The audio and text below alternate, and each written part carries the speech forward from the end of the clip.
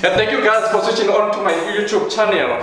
Thank you for switching on into this storytelling channel. My name is Frank Piri and I'll be narrating SK Piri, the storyteller. The story that I will narrate to you brings nothing but love, inspiration, great joy and a great kind of knowledge to you.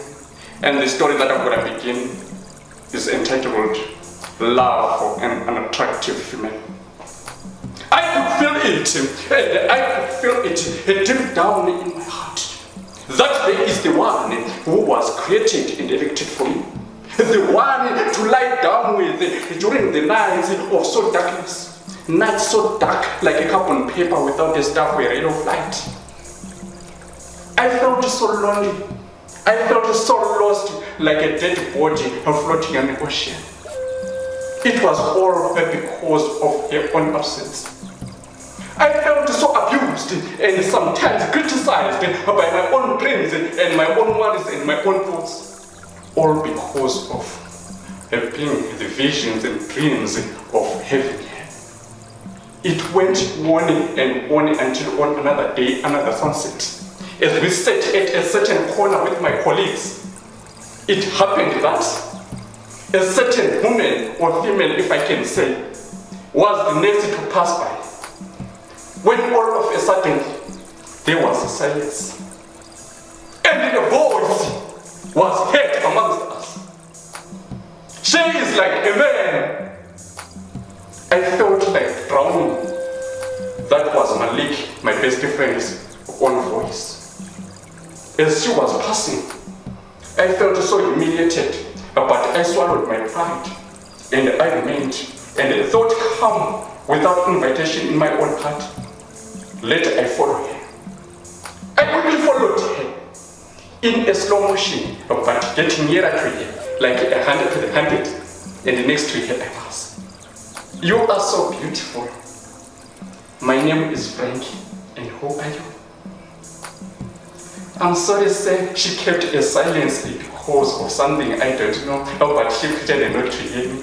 I'm sorry, sir, my name is Beauty. Oh, God. Indeed, you are so beautiful. I also commented. You are indeed so beautiful.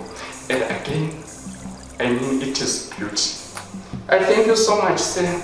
Please, don't call me sir. My name is Frank. Okay, sir. She said as if she was stammering, but indeed looking full of shyness. As I was still walking next to her, I felt so much in peace. As we were together in business, I looked back, I found out my old friends were making jokes, criticizing, someone somehow pointing fingers and laughing to balance with their own bodies. All was coming from their own deepest heart, which I could believe in a human nature that one of the days they will never give a handshake. Irregardless of that cold moment, I carried on. I love you, my dear. Yes, sir, I also understand your love, but it's been a long time since I was told that I'm beautiful. I was told by my late mother. Yes, indeed, it is all beauty and you are full of beauty. You are so beautiful. As we went on and on and on again, on another day, the sunset.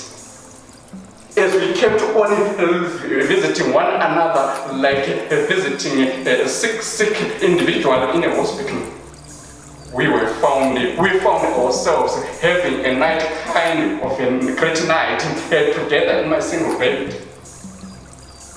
I swear I will never abandon you.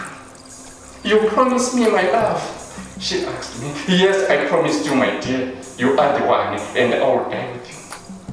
And indeed, we were not long, but during those moments, we were like the soldiers in the battlefield, in tears, tears of love. Indeed, I do love you, I do adore you. All together, we will build our family. And it was a night and a night and a night again. As time was moving, ticking away like a marathon runner to elsewhere, again our own stage, our own life was proceeding to another day again. It happened after 2 months that she was already pregnant. We visited a certain kind of a doctor, and again, the doctor brought the news that she is already 2 months pregnant. I opened my heart in joy and happiness and said, "Oh Lord, Heavenly God, you heard my prayers." And again, in tears, we embraced each other and everything was love. And it is indeed so true that you are a blessing. Let I start right now. Let us go to the market. I want to buy you some fruits, and I will do this almost each and every day as the fruits disappear from our refrigerator, so that I will keep you in good health and for our own offspring to come to be in good health.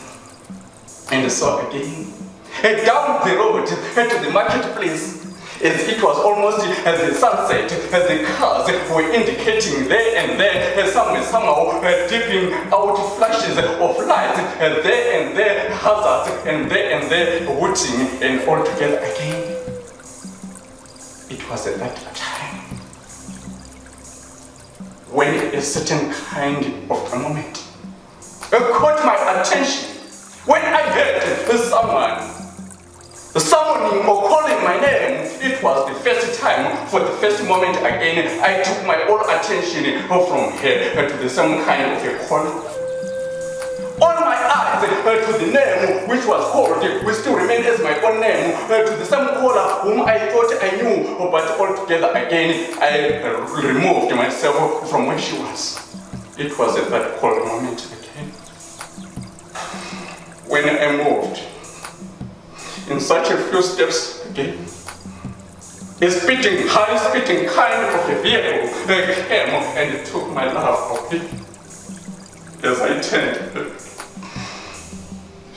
she was already in a pool of blood. The taxi had already passed with her, and by the time the ambulance came,